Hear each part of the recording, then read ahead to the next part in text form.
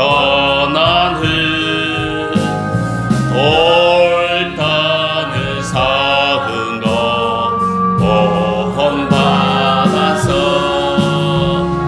숨질 때 되도록 늘 찬송하면서 주께 더 나아가기 원합니다. 아멘.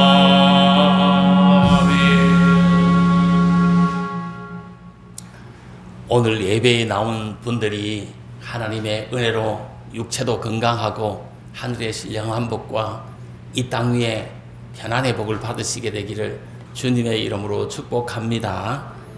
오늘은 찬송에 대해서 말씀드리도록 하겠습니다.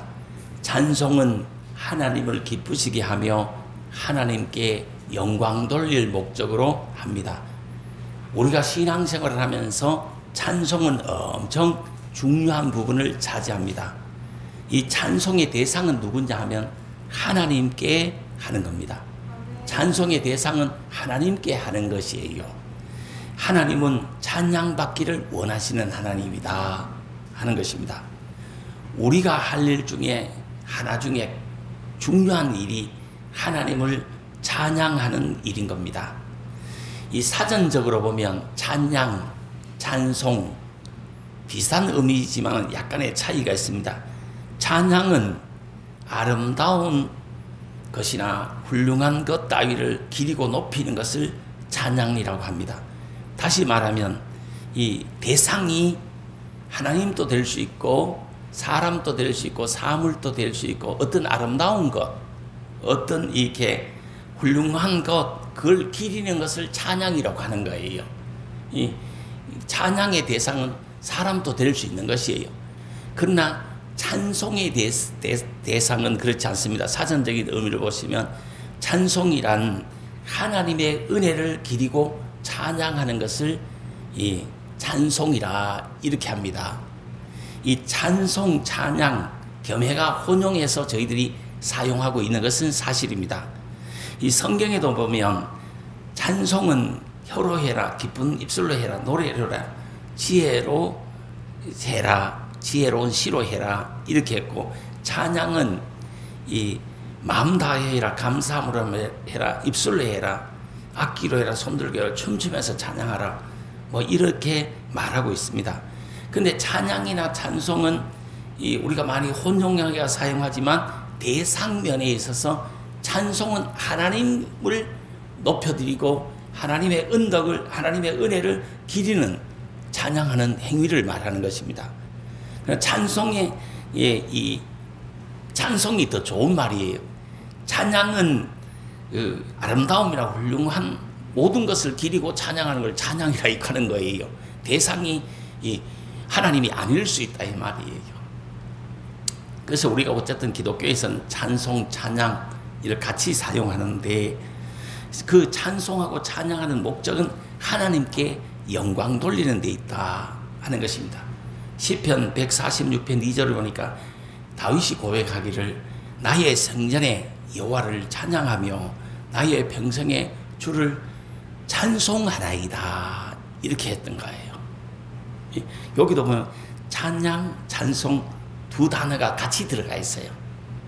내 평생에 여호와를 찬양하며 나의 평생에 주를 찬송하나이다 이렇게 같이 사용했던 것을 봅니다. 이 찬송이란 하나님을 찬양하는 영혼의 노래다 이렇게 봅니다. 이 사회의 대중가요하고 좀 차이가 있습니다. 대중가요는 이 부르는 사람이 흥겹게, 또 듣는 사람이 흥겹게 즐겁게 이 가사를 전달해서 심령에 그 마음에 어떤 피를 주려고 함, 감격을 주려고 하고 감동을 주려고 하고, 이게 세상 노래입니다. 그러나 우리가 하는 찬양은 우리 영혼의 노래다. 이 영혼의 노래를 왜 하느냐? 하나님께 영광 돌리기 위해서 한다. 인간이 드릴 수 있는 가장 아름다운 노래는 찬송하는 겁니다. 이 음정과 박자가 좀 안 맞고 템포가 좀 느리고 빠르고 이렇더라도 우리가 하는 찬양이 세상에서 가장 아름다운 찬송인 거예요. 아름다운 노래인 것이에요. 이 찬송은 하나님의 은혜를 칭송하며 자랑하는 노래이다 하는 것입니다. 또한 찬송은 우리의 신앙의 고백이고 신앙의 간증이 되는 것입니다. 찬송가에도 보면 이것이 나의 간증이요 이것이 나의 찬송일세 나 사는 동안 끊임없이 우리 주님을 찬양하자는 거잖아요. 이 찬송은 가사가 간증이 됩니다. 가사가 신앙 고백이 됩니다. 가사가 시인이 됩니다. 하나님을 시인해서 이 예수 그리스도를 시인해서 구원에 이르잖아요. 이 시인하는 거 이게 엄청 중요하거든요.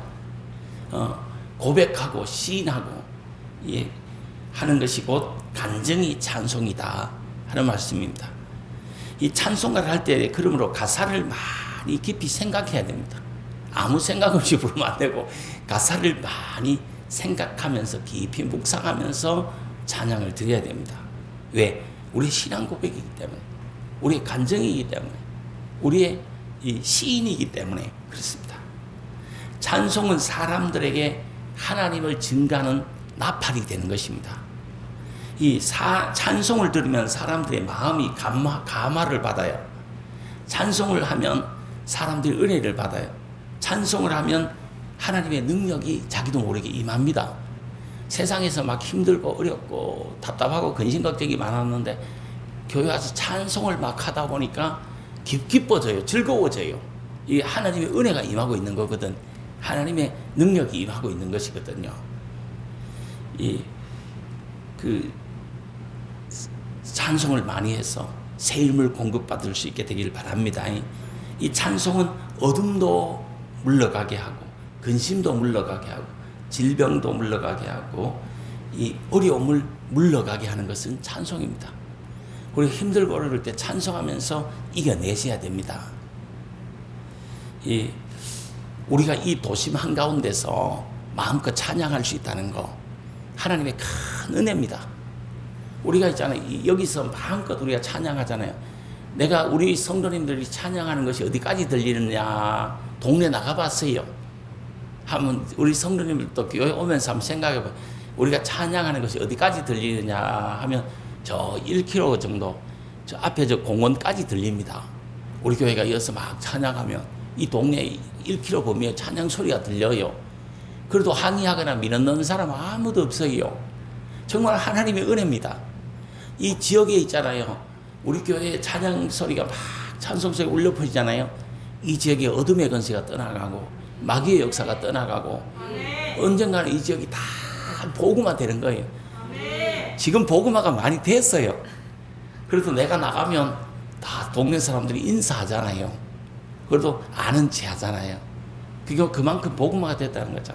그리고 막 찬송한다고 시끄럽다고 쫓아오는 사람 없잖아요. 우리가 10년 전에 여기 와서 할 때는 쫓아오는 사람이 있었습니다. 옆집에 아주머니가 있었어요. 그 예배하는 데 들었는데 저 시퍼렇게 쫓아와가지고 뒤에 막 서 있었습니다. 예배 마치고 나 만나자고요. 근데 만났어요. 그래서 그분이 뭐라고 했냐면 아니 너무 시끄럽지 않느냐고 이게. 너무 시끄럽잖아요 이게.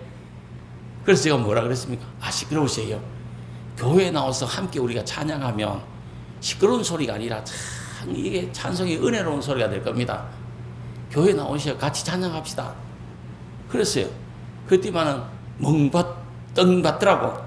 그래서 그것이 싫으면 집을 교회에 파세요. 내가 언제든지 사드리겠습니다. 사드릴 테니까 그냥 파시고 그냥 이사를 가세요. 그랬더니만은 그다음부터 다시 하나. 사실 요 근처 집 같으면 우리가 사드려도 되잖아요. 무리해서라도 사드리면 되잖아요. 무슨 방법을 쓰든지 사드리면 되잖아요. 그랬더니만 다시는 그 사람 안 하고 그 사람이 이사 가버렸어요. 그것도 하나님이 주신 지혜잖아요. 우리가 찬양하는 게 있잖아요. 막 시끄러운 소음으로 들릴 수 있잖아요. 불신자들은 그렇게 들릴 수 있잖아요. 저 광신도들이 뭐 하느냐, 지금 더위에 찬송을 저렇게 하느냐 할 수 있잖아요. 저것들이 예수인데 미쳤냐? 왜 찬송을 저렇게 막 이렇게 마이크를 켜놓고 목청껏 막 찬양하느냐? 할 수 있습니다. 불신자들은 할 수 있어요. 그런데 그 찬송을 계속 듣다 보니까 순화가 돼가지고 순화가 되고 자연스럽게 받아들이는 거예요.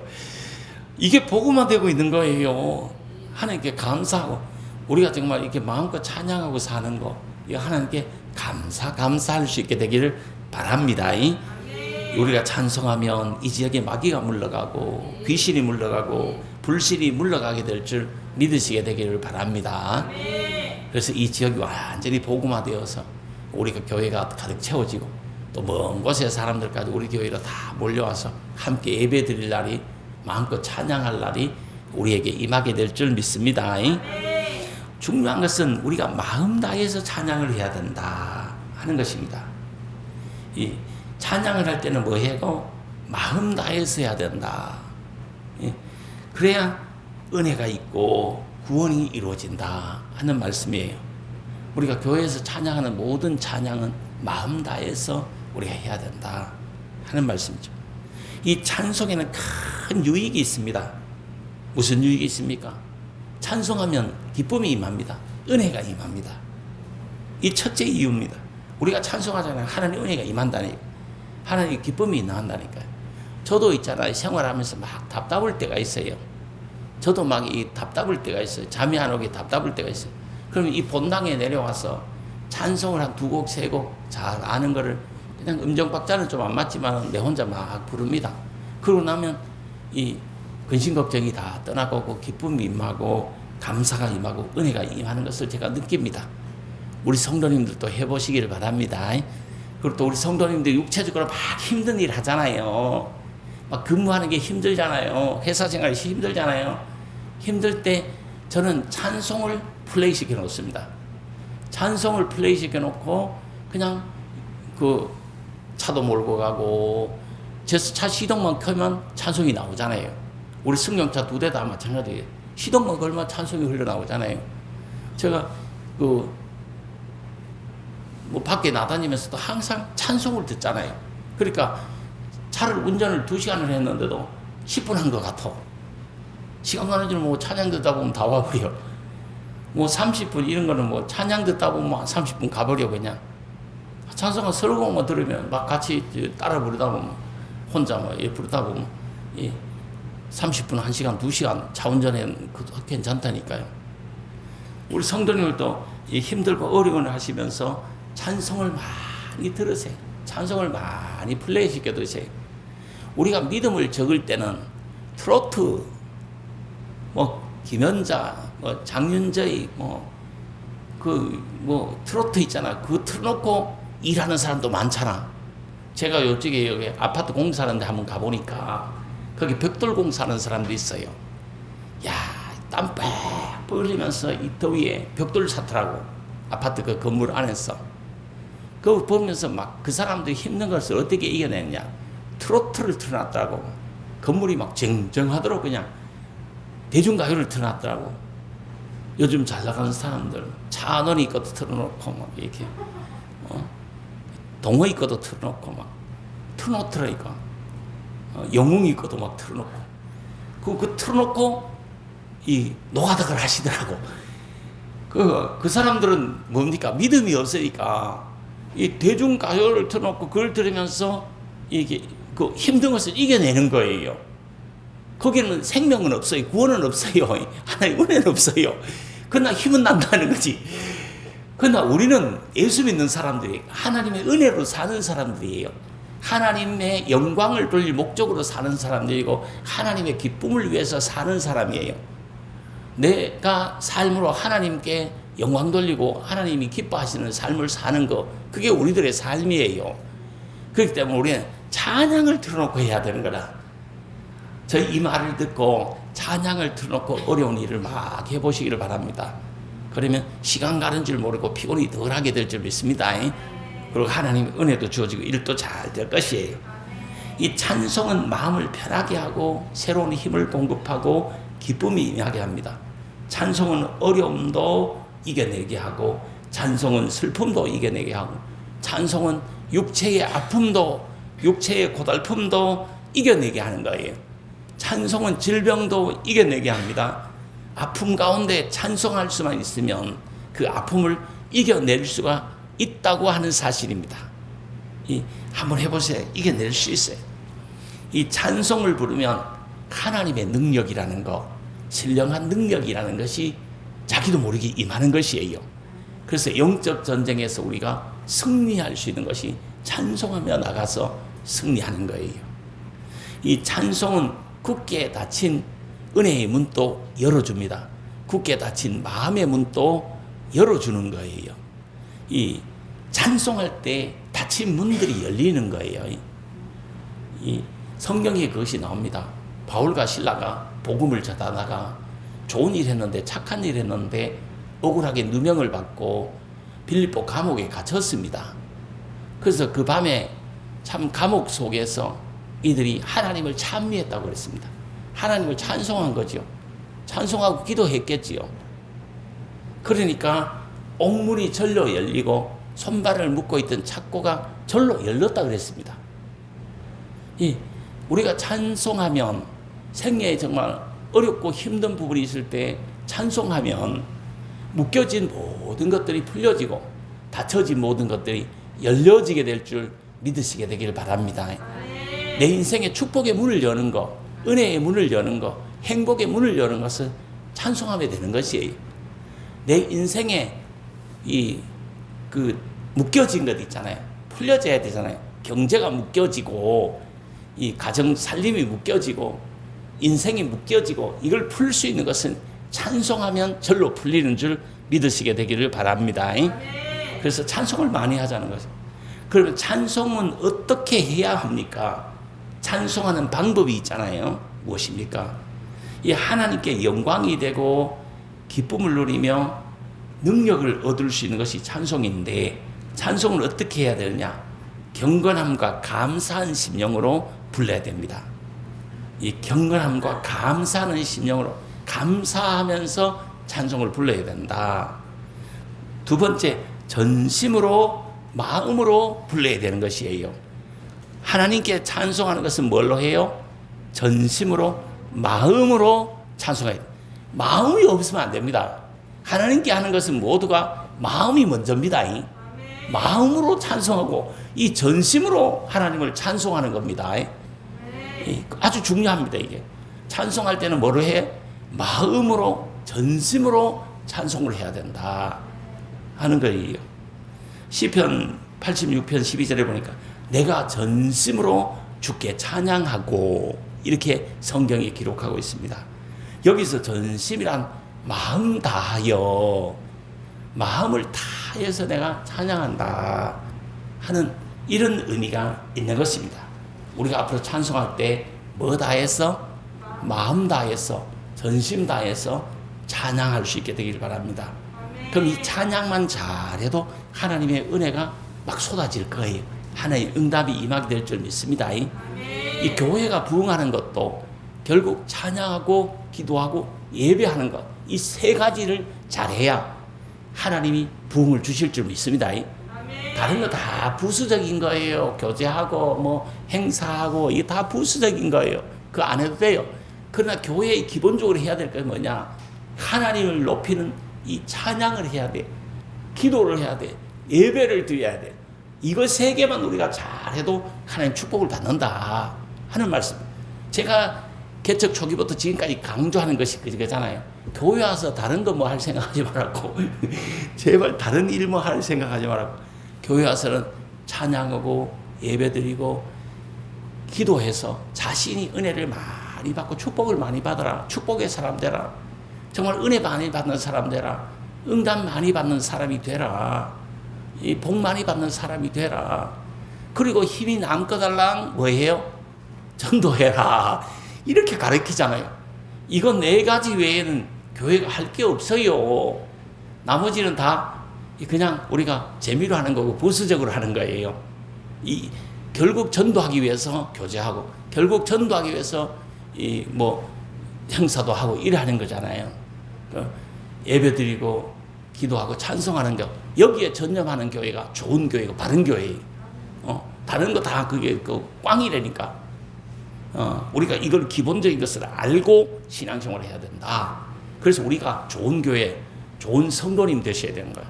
근데 보면 새신자들이 와가 여기서 뭐 정치하려고 하거나 여기서 뭐 하려고 하거나 누구 뭐 등 쳐먹을까 사기 쳐먹으려고 생각하는데 목사 앞에 와서 목사 바꿔놓으려고 하고 교회 와가지고 하나님 바꿔놓으려고 하고 성경을 막 바꿔놓고 지 입맛에 맞는 것만 해달라 하는 거예요. 그건 잘못된 거예요. 우리가 교회 왜 옵니까? 내가 찬양하기 위해서 오는 것이고 기도하기 응답받고 은혜받고 축복받기 위해서 오는 것이고 하나님께 예배드려가지고 하나님 말씀 받고 은혜받고 복을 받기 위해서 오는 거 아닙니까? 그리고 우리가 하나님의 사명 따라 또 전도하기 위해서 우리가 교회 생활을 하는 거예요.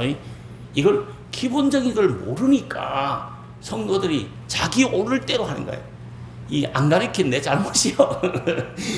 이걸 가르쳐줘야 교회는 기도하고 찬양하고 예배드리고 전도하고 이런 일을 하는 것이구나. 내가 그거 맞춰가 또 신앙생활 해야 되는구나. 이걸 아는 거. 그래서 내가 이렇게 설교를 하는 겁니다.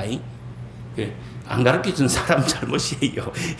그냥 내버려두니까 그냥 자기 오를 대로 자기 하고 싶은 대로 하다 보니까 충돌하고 갈등하고 문제 일으키고 상처받고 이렇게 되는 거예요. 그러다 또 떠나고.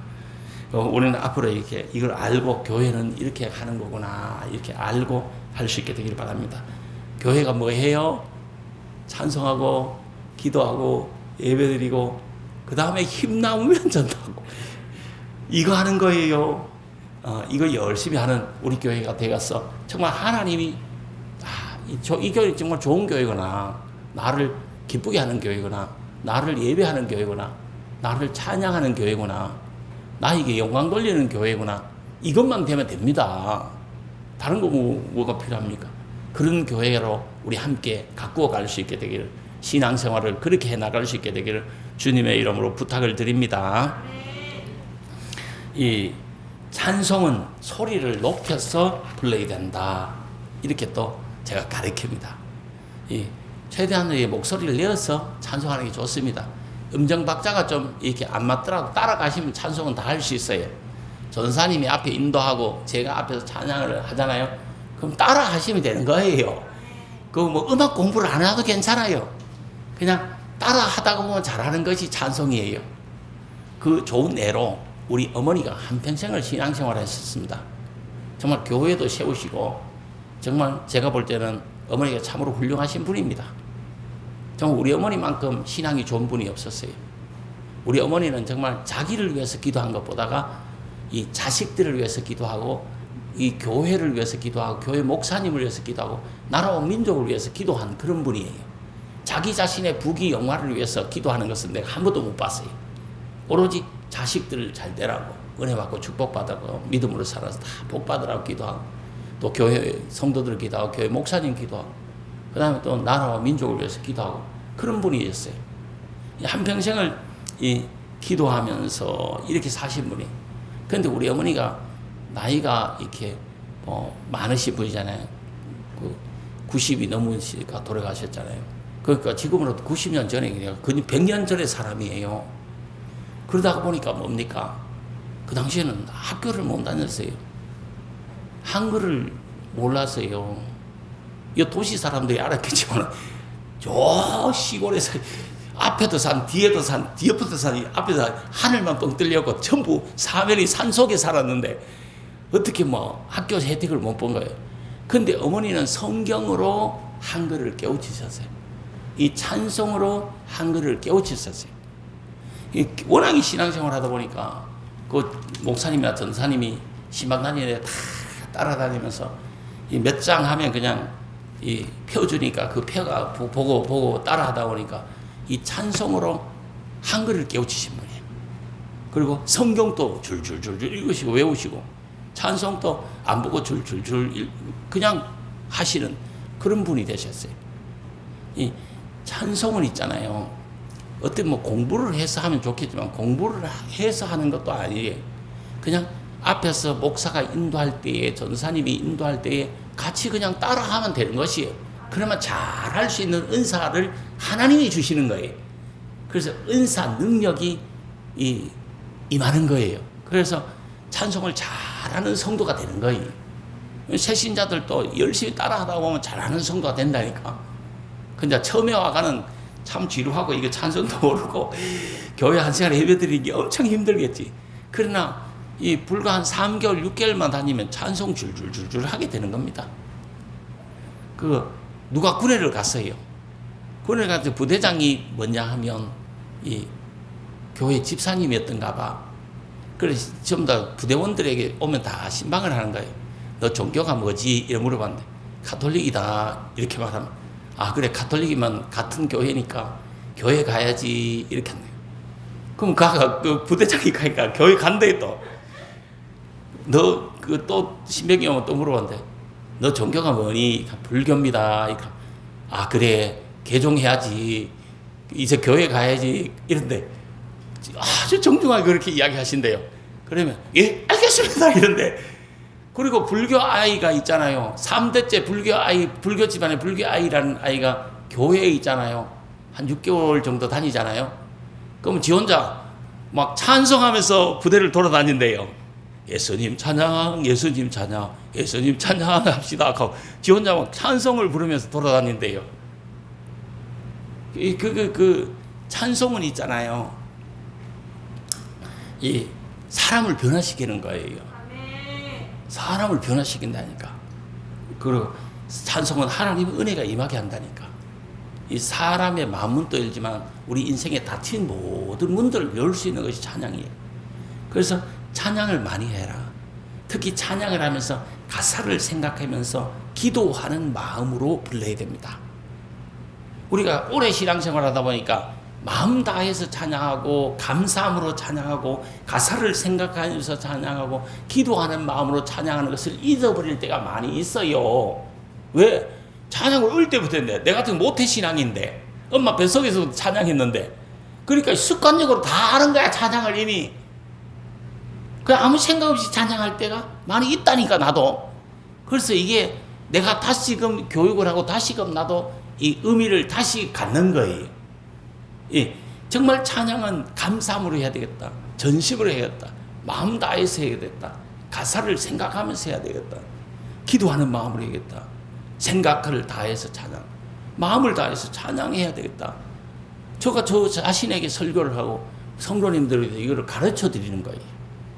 그래야 하나님의 은혜가 임한 거예요. 이 찬송은 손뼉도 치고 또 때로는 춤도 추고 악기도 사용하고 힘을 다해서 전심으로 마음으로 하는 것이 중요한 거예요. 뭐 우리가 음악 공부를 안 했지만 전심으로 마음으로 내가 뭐 학교 공부를 안 했지만 전심으로 마음으로 하는 거예요. 전심과 마음이 결여되어 보면 이 그냥 노래예요. 그냥 전심과 마음이 있을 때 하나님을 높여드리는 찬송이 되는 것이에요. 어쨌든 찬송을 많이 해서 하나님을 기쁘시게 하고 하나님께 영광을 돌리자. 이 전심으로 마음으로 찬송해서 은혜와 복을 많이 받자 하는 말씀이에요. 찬송을 많이 들으세요. 많이 부르세요.